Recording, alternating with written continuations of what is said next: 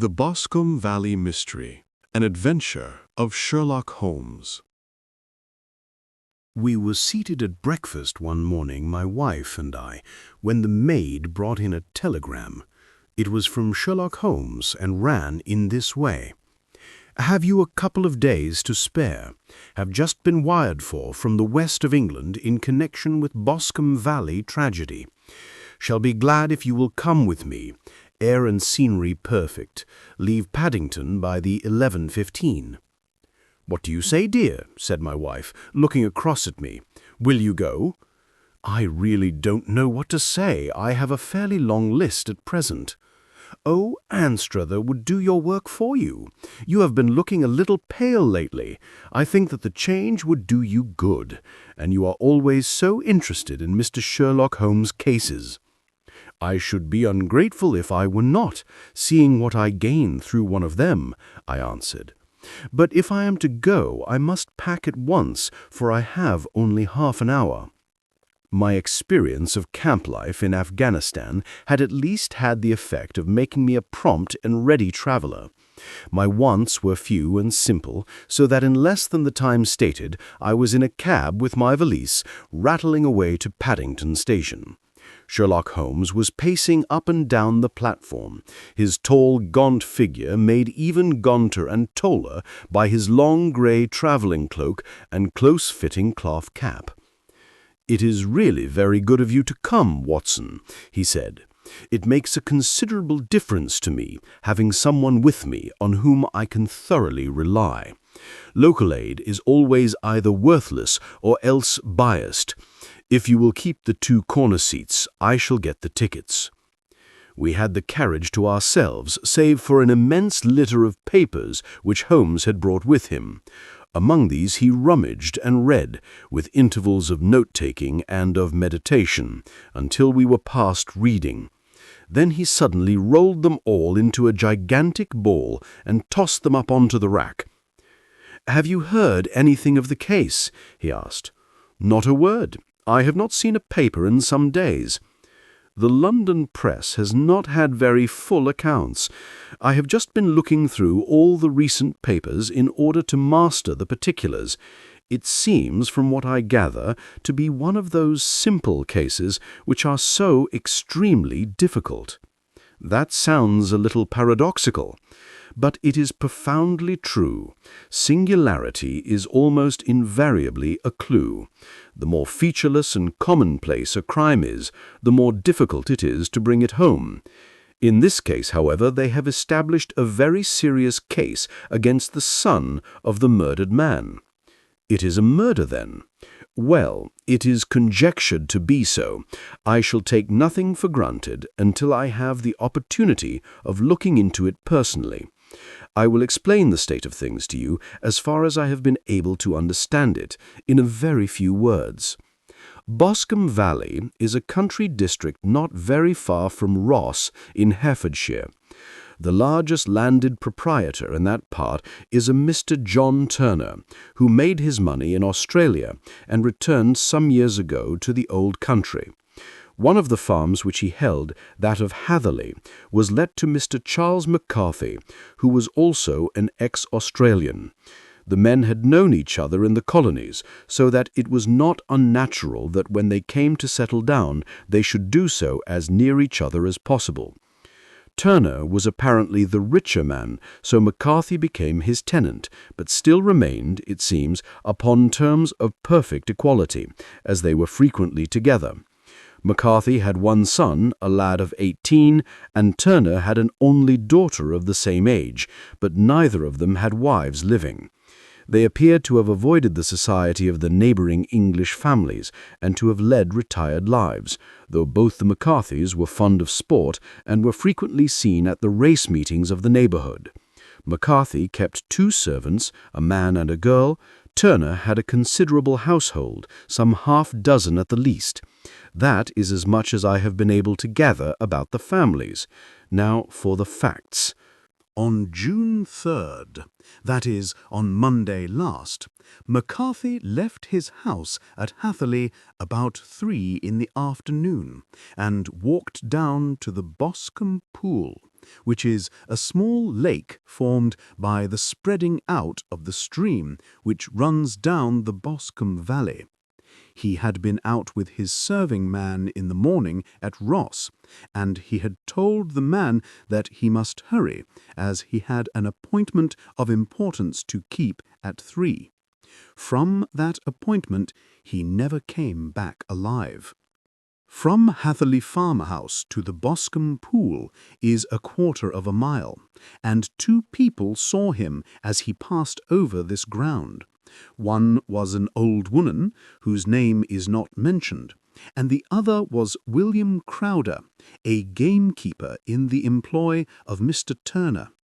Both these witnesses depose that Mr. McCarthy was walking alone. The gamekeeper adds that within a few minutes of his seeing Mr. McCarthy pass, he had seen his son, Mr. James McCarthy, going the same way with a gun under his arm. To the best of his belief, the father was actually in sight at the time, and the son was following him.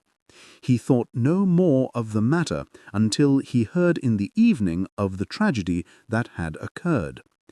The 2 McCarthys were seen after the time when William Crowder, the gamekeeper, lost sight of them. The Boscombe pool is thickly wooded round, with just a fringe of grass and of reeds round the edge. A girl of 14, Patience Moran, who is the daughter of the lodge-keeper of the Boscombe Valley estate, was in one of the woods picking flowers. She states that while she was there, she saw at the border of the wood and close by the lake Mr. McCarthy and his son, and that they appeared to be having a violent quarrel. She heard Mr. McCarthy the elder using very strong language to his son, and she saw the latter raise up his hand as if to strike his father. She was so frightened by their violence that she ran away and told her mother when she reached home that she had left the 2 McCarthys quarrelling near Boscombe Pool, and that she was afraid that they were going to fight. She had hardly said the words when young Mr. McCarthy came running up to the lodge to say that he had found his father dead in the wood, and to ask for the help of the lodge-keeper. He was much excited without his gun or his hat, and his right hand and sleeve were observed to be stained with fresh blood. On following him, they found the dead body stretched out upon the grass beside the pool. The head had been beaten in by repeated blows of some heavy and blunt weapon. The injuries were such as might very well have been inflicted by the butt end of his son's gun, which was found lying on the grass within a few paces of the body. Under these circumstances, the young man was instantly arrested, and a verdict of wilful murder having been returned at the inquest on Tuesday, he was on Wednesday brought before the magistrates at Ross, who have referred the case to the next assizes. Those are the main facts of the case as they came out before the coroner and the police court. "I could hardly imagine a more damning case," I remarked. "If ever circumstantial evidence pointed to a criminal, it does so here." "Circumstantial evidence is a very tricky thing," answered Holmes thoughtfully. "It may seem to point very straight to one thing, but if you shift your own point of view a little, you may find it pointing in an equally uncompromising manner to something entirely different. It must be confessed, however, that the case looks exceedingly grave against the young man, and it is very possible that he is indeed the culprit. There are several people in the neighbourhood, however, and among them Miss Turner, the daughter of the neighbouring landowner, who believe in his innocence and who have retained Lestrade, whom you may recollect in connection with the study in Scarlet, to work out the case in his interest. Lestrade, being rather puzzled, has referred the case to me, and hence it is that two middle-aged gentlemen are flying westward at 50 miles an hour instead of quietly digesting their breakfasts at home. I am afraid, said I, that the facts are so obvious that you will find little credit to be gained out of this case. There is nothing more deceptive than an obvious fact, he answered. Besides, we may chance to hit upon some other obvious facts which may have been by no means obvious to Mr. Lestrade. You know me too well to think that I am boasting when I say that I shall either confirm or destroy his theory by means which he is quite incapable of employing, or even of understanding. To take the first example to hand, I very clearly perceive that in your bedroom the window is on the right-hand side, and yet I question whether Mr. Lestrade would have noted even so self-evident a thing as that. How on earth? My dear fellow, I know you well. I know the military neatness which characterizes you. You shave every morning, and in this season you shave by the sunlight. But since your shaving is less and less complete as we get farther back on the left side, until it becomes positively slovenly as we get round the angle of the jaw, it is surely very clear that that side is less illuminated than the other. I could not imagine a man of your habits looking at himself in an equal light and being satisfied with such a result. I only quote this as a trivial example of observation and inference. Therein lies my métier, and it is just possible that it may be of some service in the investigation which lies before us. There are one or two minor points which were brought out in the inquest and which are worth considering. What are they? It appears that his arrest did not take place at once, but after the return to Hatherley Farm. On the inspector of constabulary informing him that he was a prisoner, he remarked that he was not surprised to hear it, and that it was no more than his deserts. This observation of his had the natural effect of removing any traces of doubt which might have remained in the minds of the coroner's jury. "It was a confession," I ejaculated. "No, for it was followed by a protestation of innocence. Coming on the top of such a damning series of events, it was at least a most suspicious remark." "On the contrary," said Holmes, "it is the brightest rift which I can at present see in the clouds. However innocent he might be, he could not be such an absolute imbecile as not to see that the circumstances were very black against him. Had he appeared surprised at his arrest, or feigned indignation at it, I should have looked upon it as highly suspicious, because such surprise or anger would not be natural under the circumstances, and yet might appear to be the best policy to a scheming man. His frank acceptance of the situation marks him as either an innocent man, or else as a man of considerable self-restraint and firmness. As to his remark about his deserts, it was also not unnatural if you consider that he stood beside the dead body of his father, and that there is no doubt that he had that very day so far forgotten his filial duty as to bandy words with him, and even, according to the little girl whose evidence is so important, to raise his hand as if to strike him. The self-reproach and contrition which are displayed in his remark appear to me to be the signs of a healthy mind rather than of a guilty one." I shook my head. "Many men have been hanged on far slighter evidence," I remarked. "So they have, and many men have been wrongfully hanged. What is the young man's own account of the matter?" "It is, I am afraid, not very encouraging to his supporters, though there are one or two points in it which are suggestive. You will find it here, and may read it for yourself." He picked out from his bundle a copy of the local Herefordshire paper, and having turned down the sheet, he pointed out the paragraph in which the unfortunate young man had given his own statement of what had occurred. I settled myself down in the corner of the carriage and read it very carefully. It ran in this way. "Mr. James McCarthy, the only son of the deceased, was then called and gave evidence as follows. I had been away from home for 3 days at Bristol, and had only just returned upon the morning of last Monday, the 3rd. My father was absent from home at the time of my arrival, and I was informed by the maid that he had driven over to Ross with John Cobb, the groom. Shortly after my return, I heard the wheels of his trap in the yard, and, looking out of my window, I saw him get out and walk rapidly out of the yard, though I was not aware in which direction he was going. I then took my gun and strolled out in the direction of the Boscombe pool, with the intention of visiting the rabbit warren, which is upon the other side. On my way, I saw William Crowder, the gamekeeper, as he had stated in his evidence, but he is mistaken in thinking that I was following my father. I had no idea that he was in front of me. When about 100 yards from the pool, I heard a cry of "Coo-ee!", which was a usual signal between my father and myself. I then hurried forward and found him standing by the pool. He appeared to be much surprised at seeing me, and asked me rather roughly what I was doing there.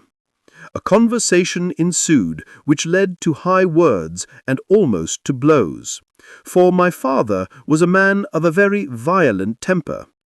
Seeing that his passion was becoming ungovernable, I left him and returned towards Hatherley Farm. I had not gone more than 150 yards, however, when I heard a hideous outcry behind me, which caused me to run back again. I found my father expiring upon the ground, with his head terribly injured.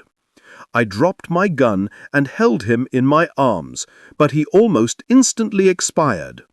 I knelt beside him for a few minutes and then made my way to Mr. Turner's lodge-keeper, his house being the nearest, to ask for assistance.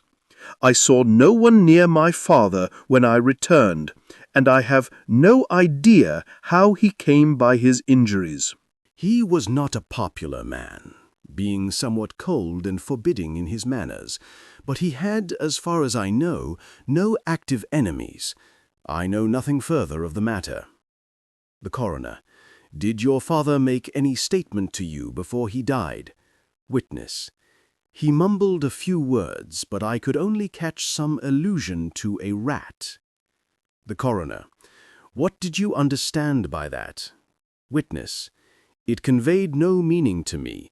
I thought that he was delirious.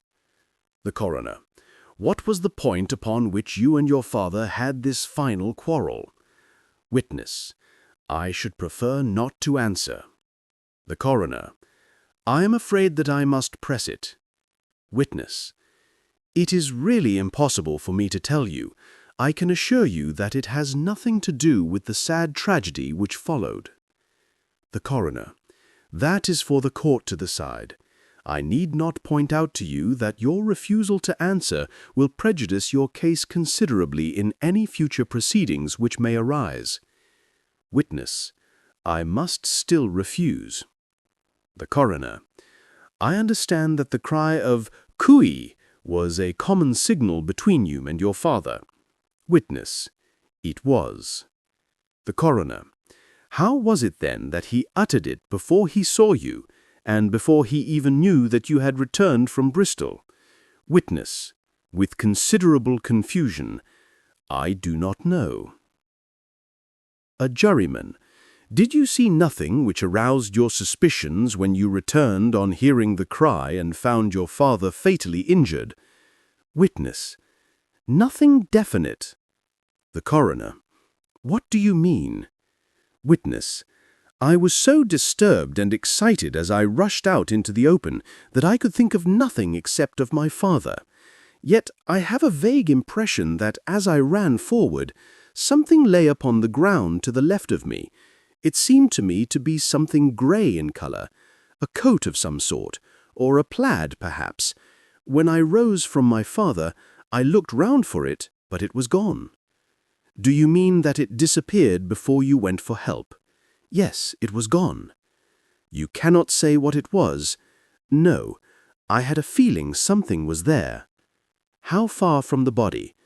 12 yards or so. And how far from the edge of the wood? About the same. Then if it was removed, It was while you were within a dozen yards of it? Yes, but with my back towards it. This concluded the examination of the witness. I see, said I, as I glanced down the column, that the coroner in his concluding remarks was rather severe upon young McCarthy. He calls attention, and with reason, to the discrepancy about his father having signaled to him before seeing him. Also to his refusal to give details of his conversation with his father and his singular account of his father's dying words.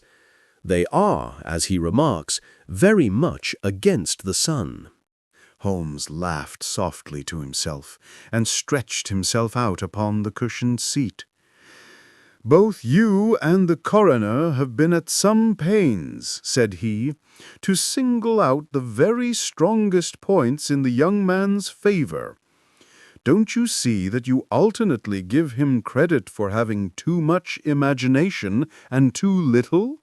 Too little if he could not invent a cause of quarrel which would give him the sympathy of the jury.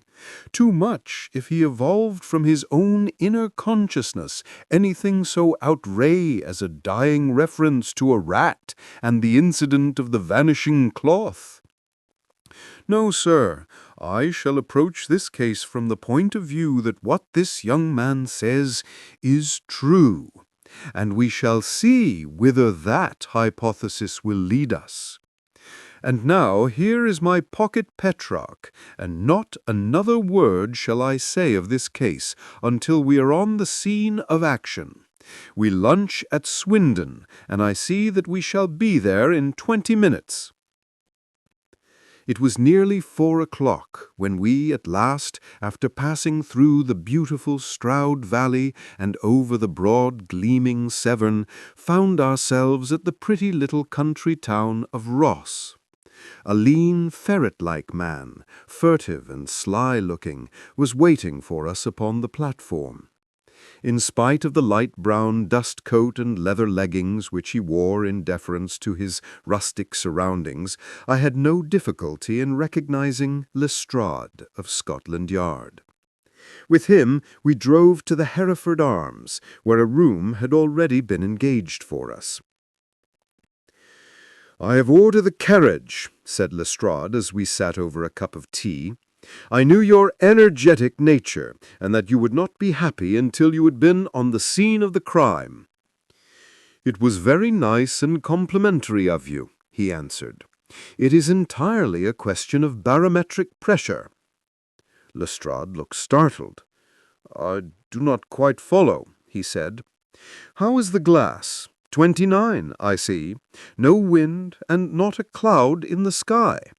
I have a case full of cigarettes here which need smoking, and the sofa is very much superior to the usual country hotel abomination. I do not think that it is probable that I shall use the carriage tonight." Lestrade laughed indulgently. "You have, no doubt, already formed your conclusions from the newspapers. The case is as plain as a pikestaff, and the more one goes into it, the plainer it becomes. Still, of course, one can't refuse a lady, and such a very positive one, too. She has heard of you, and would have your opinion, though I repeatedly told her that there was nothing which you could do which I had not already done. Why, bless my soul, here is a carriage at the door." He had hardly spoken before there rushed into the room one of the most lovely young women that I have ever seen in my life. Her violet eyes shining, her lips parted, a pink flush upon her cheeks, all thought of her natural reserve lost in her overpowering excitement and concern. "Oh, Mr. Sherlock Holmes!" she cried, glancing from one of us to the other, and finally, with a woman's quick intuition, fastening upon my companion. "I am so glad that you have come. I have driven down to tell you so. I know that James didn't do it. I know it, and I want you to start upon your work knowing it too. Never let yourself doubt upon that point. We have known each other since we were little children, and I know his faults as no one else does. But he is too tender-hearted to hurt a fly. Such a charge is absurd to anyone who really knows him." "I hope we may clear him, Miss Turner," said Sherlock Holmes. "You may rely upon my doing all that I can." "But you have read the evidence. You have formed some conclusion. Do you not see some loophole, some flaw? Do you not yourself think that he is innocent?" "I think that it is very probable." "There now," she cried, throwing back her head and looking defiantly at Lestrade. "You hear? He gives me hopes." Lestrade shrugged his shoulders. "I am afraid that my colleague has been a little quick in forming his conclusions," he said. "But he is right. Oh, I know that he is right. James never did it. And about his quarrel with his father, I am sure that the reason why he would not speak about it to the coroner was because I was concerned in it." "In what way?" asked Holmes. "It is no time for me to hide anything. James and his father had many disagreements about me. Mr. McCarthy was very anxious that there should be a marriage between us. James and I have always loved each other as brother and sister, but of course he is young and has seen very little of life yet, and, well, he naturally did not wish to do anything like that yet. So there were quarrels, and this, I am sure, was one of them." "And your father? Was he in favor of such a union?" "No, he was averse to it also. No one but Mr. McCarthy was in favor of it." A quick blush passed over her fresh young face as Holmes shot one of his keen, questioning glances at her. "Thank you for this information," he said. "May I see your father if I call tomorrow? I'm afraid the doctor won't allow it." "The doctor?" "Yes, have you not heard? Poor father has never been strong for years back, but this has broken him down completely. He has taken to his bed, and Dr. Willows says that he is a wreck and that his nervous system is shattered. Mr. McCarthy was the only man alive who had known Dad in the old days in Victoria." "Ah, in Victoria. That is important." "Yes, at the mines." "Quite so. At the gold mines, where, as I understand, Mr. Turner made his money." "Yes, certainly." "Thank you, Miss Turner. You have been of material assistance to me." "You will tell me if you have any news tomorrow. No doubt you will go to the prison to see James. Oh, if you do, Mr. Holmes, do tell him that I know him to be innocent." "I will, Miss Turner." "I must go home now, for Dad is very ill, and he misses me so if I leave him. Goodbye, and God help you in your undertaking." She hurried from the room as impulsively as she had entered, and we heard the wheels of her carriage rattle off down the street. "I am ashamed of you, Holmes," said Lestrade with dignity, after a few minutes' silence. "Why should you raise up hopes which you are bound to disappoint? I am not over-tender of heart, but I call it cruel. I think that I see my way to clearing James McCarthy. Have you an order to see him in prison?" "Yes, but only for you and me. Then I shall reconsider my resolution about going out. We have still time to take a train to Hereford and see him tonight?" "Ample." "Then let us do so. Watson, I fear that you will find it very slow, but I shall only be away a couple of hours." I walked down to the station with them, and then wandered through the streets of the little town, finally returning to the hotel, where I lay upon the sofa and tried to interest myself in a yellow-backed novel. The puny plot of the story was so thin, however, when compared to the deep mystery through which we were groping, and I found my attention wander so continuously from the action to the fact, that I at last flung it across the room and gave myself up entirely to a consideration of the events of the day. Supposing that this unhappy young man's story were absolutely true, Then what hellish thing, what absolutely unforeseen and extraordinary calamity could have occurred between the time when he parted with his father and the moment when, drawn back by his screams, he rushed into the glade? It was something terrible and deadly. What could it be?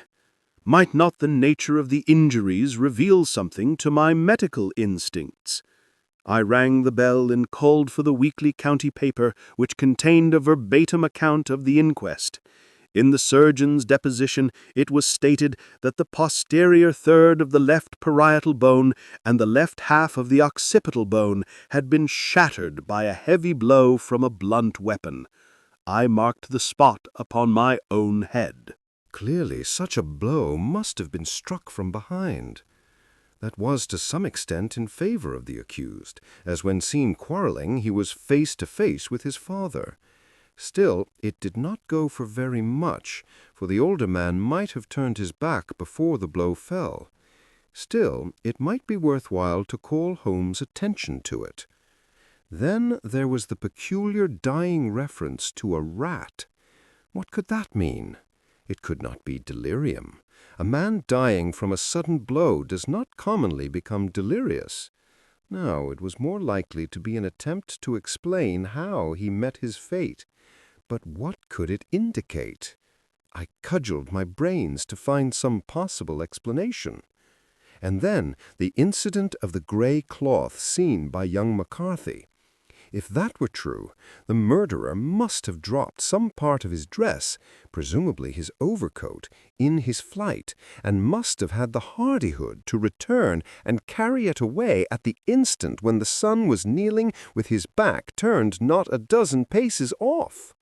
What a tissue of mysteries and improbabilities the whole thing was!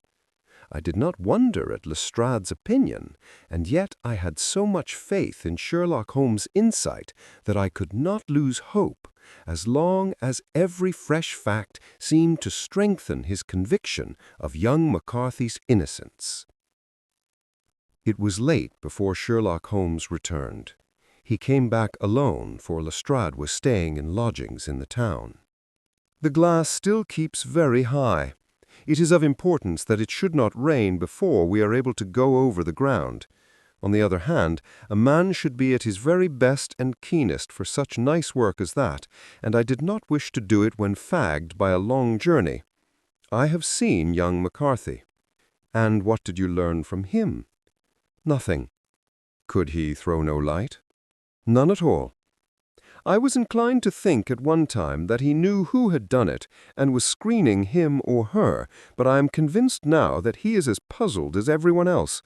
He is not a very quick-witted youth, though comely to look at, and, I should think, sound at heart. I cannot admire his taste, I remarked, if it is indeed a fact that he was averse to a marriage with so charming a young lady as this Miss Turner. Thereby hangs a rather painful tale. This fellow is madly, insanely in love with her, but some 2 years ago, when he was only a lad, and before he really knew her, for she had been away 5 years at a boarding school, what does the idiot do but get into the clutches of a barmaid in Bristol and marry her at a registry office? No one knows a word of the matter, but you can imagine how maddening it must be to him to be upbraided for not doing what he would give his very eyes to do, but what he knows to be absolutely impossible. It was sheer frenzy of this sort which made him throw his hands up into the air when his father, at their last interview, was goading him on to propose to Miss Turner. On the other hand, he had no means of supporting himself, and his father, who was by all accounts a very hard man, would have thrown him over utterly had he known the truth. It was with his barmaid wife that he had spent the last 3 days in Bristol, and his father did not know where he was. Mark that point. It's of importance. Good has come out of evil, however, for the barmaid, finding from the papers that he is in serious trouble and likely to be hanged, has thrown him over utterly and has written to him to say that she has a husband already in the Bermuda dockyard, so that there is really no tie between them.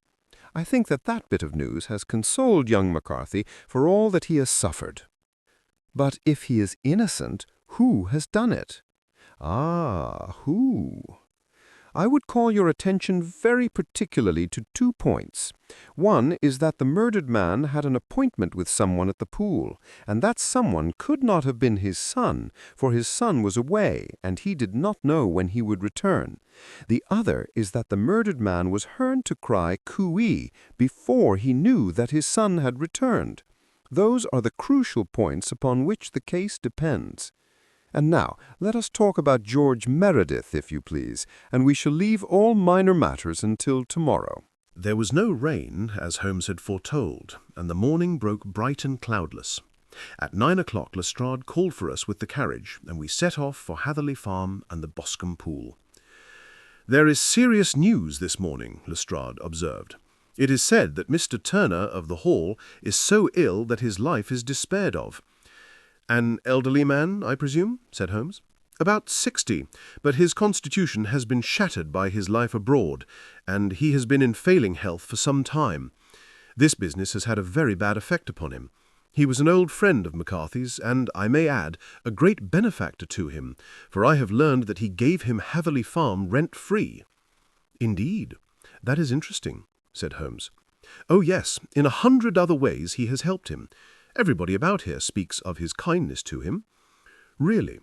Does it not strike you as a little singular that this McCarthy, who appears to have had little of his own, and to have been under such obligations to Turner, should still talk of marrying his son to Turner's daughter, who is, presumably, heiress to the estate, and that in such a very cocksure manner, as if it were merely a case of a proposal and all else would follow?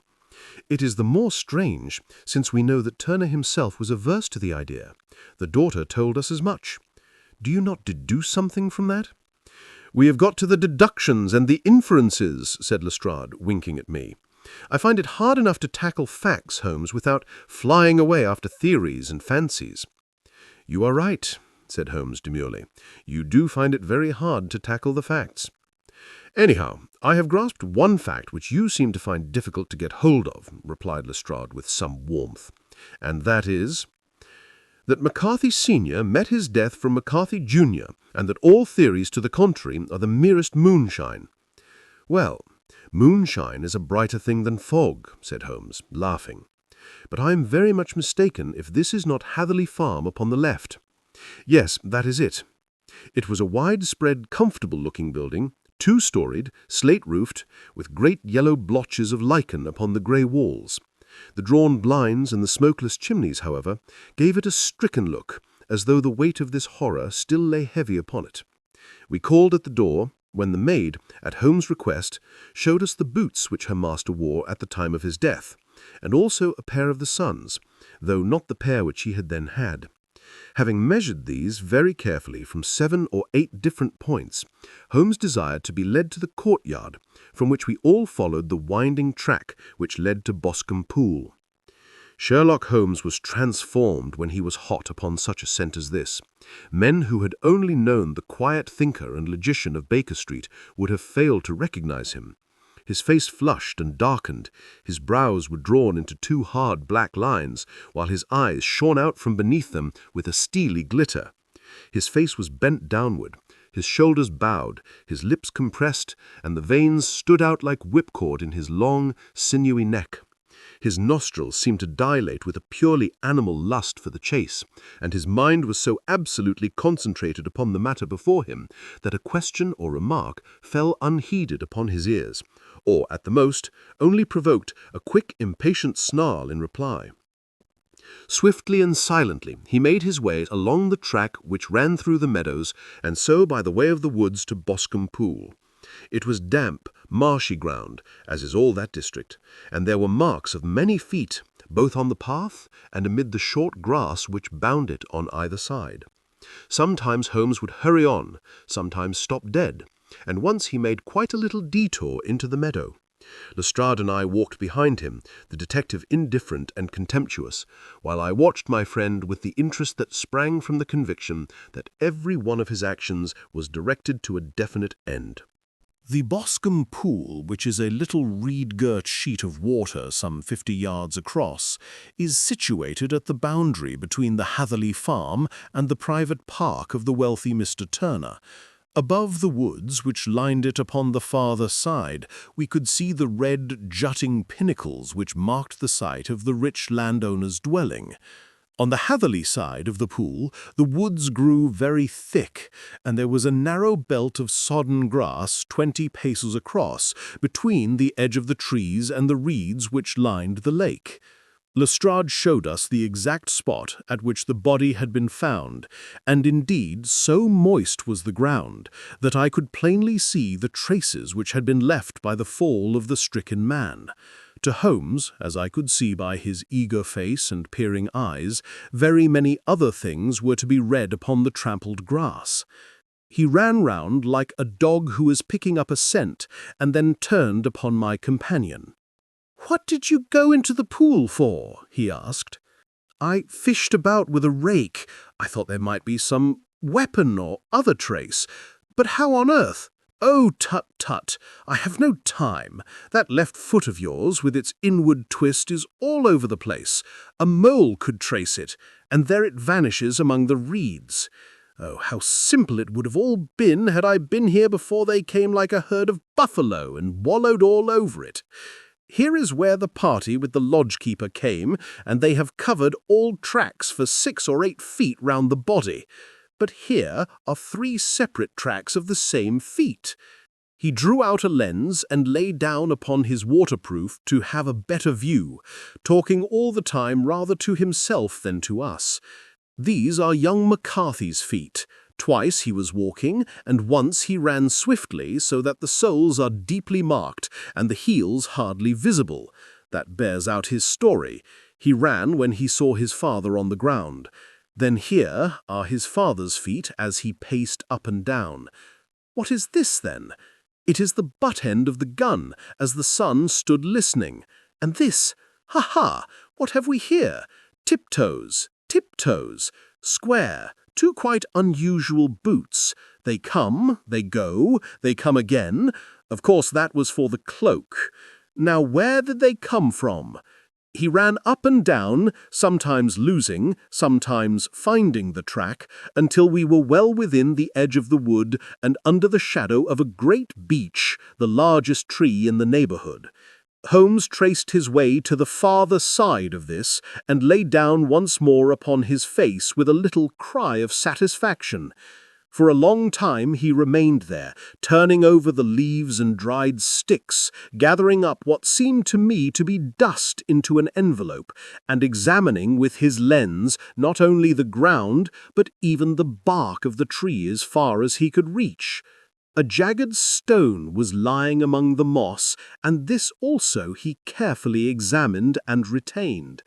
Then he followed a pathway through the wood until he came to the high road, where all traces were lost.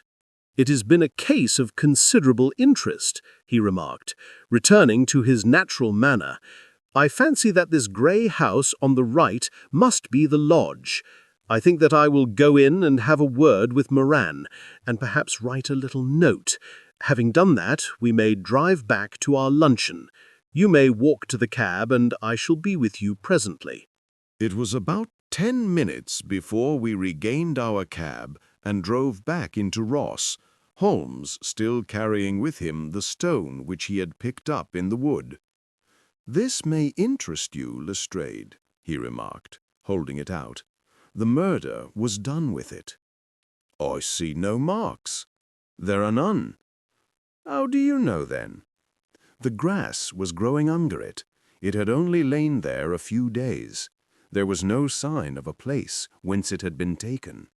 It corresponds with the injuries. There is no sign of any other weapon." "And the murderer?" "Is a tall man, left-handed, limps with the right leg, wears thick-soled shooting boots and a grey cloak, smokes Indian cigars, uses a cigar holder, and carries a blunt penknife in his pocket. There are several other indications, but these may be enough to aid us in our search." Lestrade laughed. "I am afraid that I am still a skeptic," he said. "Theories are all very well, but we have to deal with a hard-headed British jury." "Nous verrons," answered Holmes calmly. You work your own method, and I shall work mine. I shall be busy this afternoon, and shall probably return to London by the evening train." "And leave your case unfinished?" "No, finished." "But the mystery?" "It is solved." "Who is the criminal, then?" "The gentleman I describe." "But who is he?" "Surely it would not be difficult to find out. This is not such a populous neighborhood." Lestrade shrugged his shoulders. "I'm a practical man," he said, "and I really cannot undertake to go about the country looking for a left-handed gentleman with a game leg. I should become the laughing-stock of Scotland Yard." "All right," said Holmes quietly. "I have given you the chance. Here are your lodgings. Goodbye. I shall drop you a line before I leave." Having left Lestrade at his rooms, we drove to our hotel, where we found lunch upon the table. Holmes was silent and buried in thought, with a pained expression upon his face, as one who finds himself in a perplexing position. "Look here, Watson," he said, when the cloth was cleared. "Just sit down in this chair and let me preach to you for a little. I don't know quite what to do, and I should value your advice. Light a cigar and let me expound." "Pray do so." "Well, now, in considering this case, there are 2 points about young McCarthy's narrative which struck us both instantly, although they impressed me in his favor and you against him. One was the fact that his father should, according to his account, cry "Cooee" before seeing him. The other was his singular dying reference to a rat. He mumbled several words, you understand, but that was all that caught the son's ear. Now from this double point our research must commence, and we will begin it by presuming that what the lad says is absolutely true. What of this cooee, then? Well, obviously it could not have been meant for the son. The son, as far as he knew, was in Bristol. It was mere chance that he was within earshot.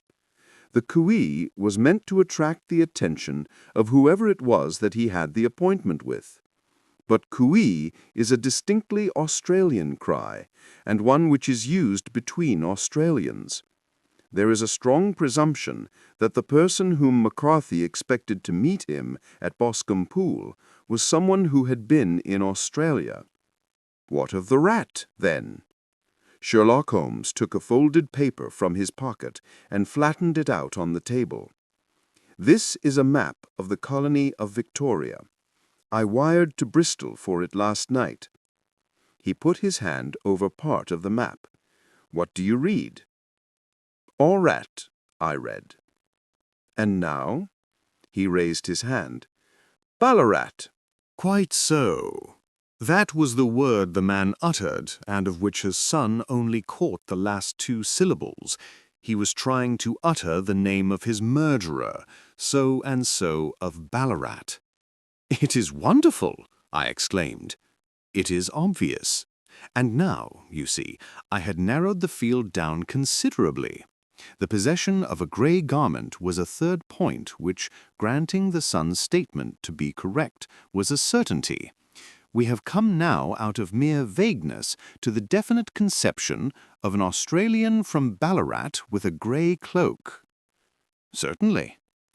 And one who was at home in the district, for the pool can only be approached by the farm or by the estate where strangers could hardly wander. Quite so. Then comes our expedition of today. By an examination of the ground, I gained the trifling details which I gave to that imbecile Lestrade, as to the personality of the criminal. But how did you gain them? You know my method. It is founded upon the observation of trifles. His height I know that you might roughly judge from the length of his stride. His boots, too, might be told from their traces. Yes, they were peculiar boots. But his lameness? The impression of his right foot was always less distinct than his left. He put less weight upon it. Why? Because he limped. He was lame. But his left-handedness? You were yourself struck by the nature of the injury as recorded by the surgeon at the inquest. The blow was struck from immediately behind and yet was upon the left side. Now how can that be unless it were by a left-handed man? He had stood there behind the tree during the interview between the father and son. He had even smoked there. I found the ash of a cigar, which my special knowledge of tobacco ashes enables me to pronounce as an Indian cigar. I have, as you know, devoted some attention to this and written a little monograph on the ashes of 140 different varieties of pipe, cigar, and cigarette tobacco. Having found the ash, I then looked around and discovered the stump among the moss where he had tossed it. It was an Indian cigar, of the variety which are rolled in Rotterdam. And the cigar holder? I could see that the end had not been in his mouth, therefore he used a holder. The tip had been cut off, not bitten off, but the cut was not a clean one, so I deduced a blunt penknife. Holmes, I see you have drawn a net round this man from which he cannot escape, and you have saved an innocent human life as truly as if you had cut the cord which was hanging him. I see the direction in which all this points. The culprit is— "Mr. John Turner," cried the hotel waiter, opening the door of our sitting-room and ushering in a visitor. The man who entered was a strange and impressive figure. His slow, limping step and bowed shoulders gave the appearance of decrepitude, and yet his hard, deep-lined, craggy features and his enormous limbs showed that he was possessed of unusual strength of body and of character. His tangled beard, grizzled hair, and outstanding drooping eyebrows combined to give an air of dignity and power to his appearance, but his face was of an ashen white, while his lips and the corners of his nostrils were tinged with a shade of blue. It was clear to me at a glance that he was in the grip of some deadly and chronic disease. "Pray sit down on the sofa," he said gently. "You had my note." "Yes, the lodge-keeper brought it up. You said that you wished to see me here to avoid scandal. I thought people would talk if I went to the hall. And why did you wish to see me?" He looked across at my companion with despair in his wary eyes, as though his question was already answered. "Yes," said Holmes, answering the look rather than the words. "It is so. I know all about McCarthy." Mr. Turner sank his face in his hands. "God help me," he cried, "but I would not have let the young man come to harm. I give you my word that I would have spoken out if it went against him at the assizes." "I am glad to hear you say so," said Holmes gravely. "I would have spoken now had it not been for my dear girl. It would break her heart. It will break her heart when she hears that I am arrested.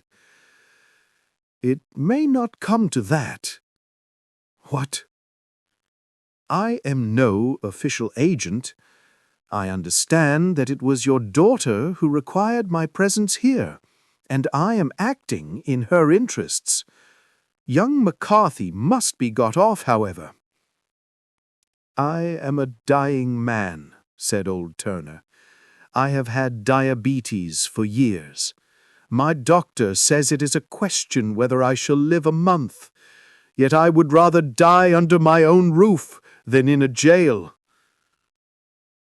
Holmes rose and sat down at the table with his pen in his hand and a bundle of paper before him. "Just tell us the truth," he said. "I shall jot down the facts. You will sign it, and Watson here can witness it. Then I could produce your confession at the last extremity to save young McCarthy. I promise you that I shall not use it unless it is absolutely needed." "It's as well," said the old man. "It's a question whether I shall live to the assizes, so it matters little to me, but I should wish to spare Alice the shock. And now I will make the thing clear to you. It has been a long time in the acting, but will not take me long to tell. You didn't know this dead man, McCarthy. He was a devil incarnate, I tell you that. God keep you out of the clutches of such a man as he. His grip has been upon me these 20 years, and he has blasted my life.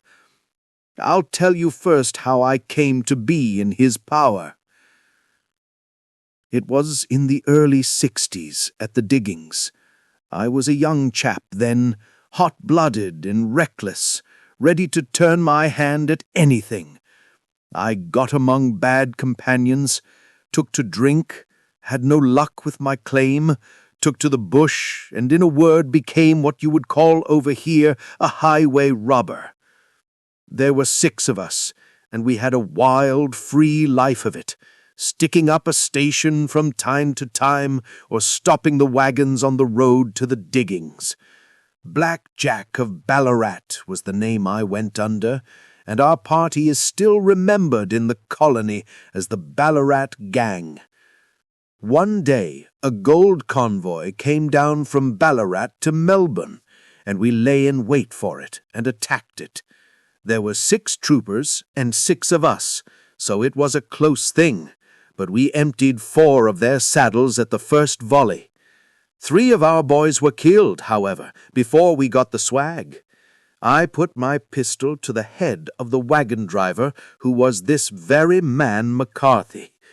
I wished to the Lord that I had shot him then, but I spared him, though I saw his wicked little eyes fixed on my face as though to remember every feature. We got away with the gold, became wealthy men, and made our way over to England without being suspected. There I parted from my old pals and determined to settle down to a quiet and respectable life. I bought this estate, which chanced to be in the market, and I set myself to do a little good with my money to make up for the way in which I had earned it. I married too, and though my wife died young, she left me my dear little Alice. Even when she was just a baby, her wee hand seemed to lead me down the right path as nothing else had ever done. In a word, I turned over a new leaf and did my best to make up for the past. All was going well when McCarthy laid his grip upon me. I had gone up to town about an investment, and I met him in Regent Street with hardly a coat to his back or a boot to his foot. "Here we are, Jack," says he, touching me on the arm. "We'll be as good as a family to you. There's 2 of us, me and my son, and you can have the keeping of us. If you don't, it's a fine law-abiding country is England, and there's always a policeman within hail." Well, down they came to the West Country. There was no shaking them off, and there they have lived rent-free on my best land ever since. There was no rest for me, no peace, no forgetfulness. Turn where I would, there was his cunning, grinning face at my elbow. It grew worse as Alice grew up, for he soon saw I was more afraid of her knowing my past than of the police.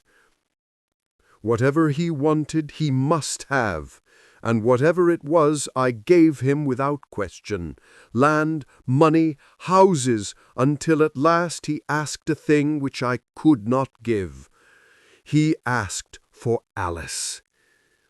His son, you see, had grown up, and so had my girl, and as I was known to be in weak health, it seemed a fine stroke to him that his lad should step into the whole property. But there I was firm. I would not have his cursed stock mixed with mine. Not that I had any dislike to the lad, but his blood was in him, and that was enough. I stood firm. McCarthy threatened. I braved him to do his worst. We were to meet at the pool midway between our houses to talk it over. When I went down there, I found him talking with his son, so I smoked a cigar and waited behind a tree until he should be alone. But as I listened to his talk, all that was black and bitter in me seemed to come uppermost. He was urging his son to marry my daughter with his little regard for what she might think, as if she were a slut from off the streets. It drove me mad to think that I and all that I held most dear should be in the power of such a man as this.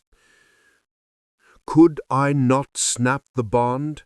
I was already a dying and a desperate man.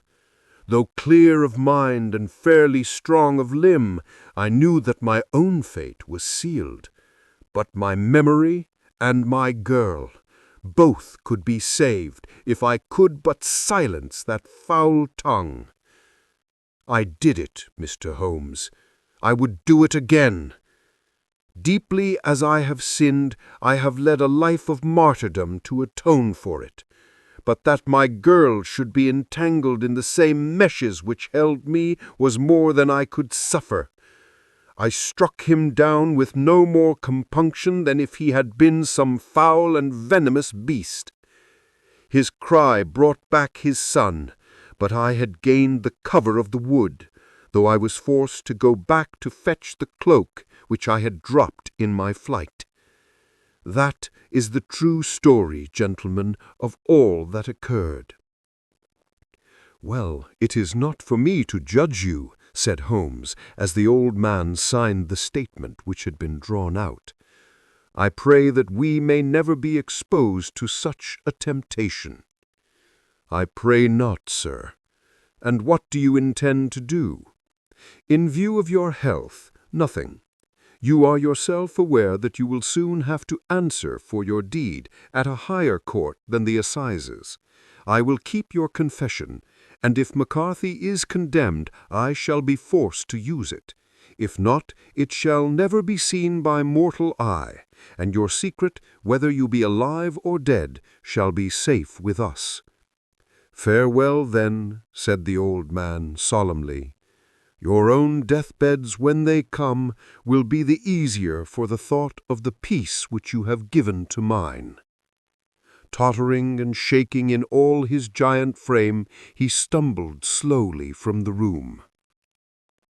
"God help us," said Holmes, after a long silence. "Why does fate play such tricks with poor helpless worms? I never hear of such a case as this, that I do not think of Baxter's words, and say, 'There, but for the grace of God, goes Sherlock Holmes.'" James McCarthy was acquitted at the assizes on the strength of a number of objections which had been drawn out by Holmes and submitted to the defending counsel. Old Turner lived for 7 months after our interview, but he is now dead, and there is every prospect that the son and daughter may come to live happily together in ignorance of the black cloud which rests upon their past. Thanks for listening. Subscribe for more classic Sherlock Holmes mysteries.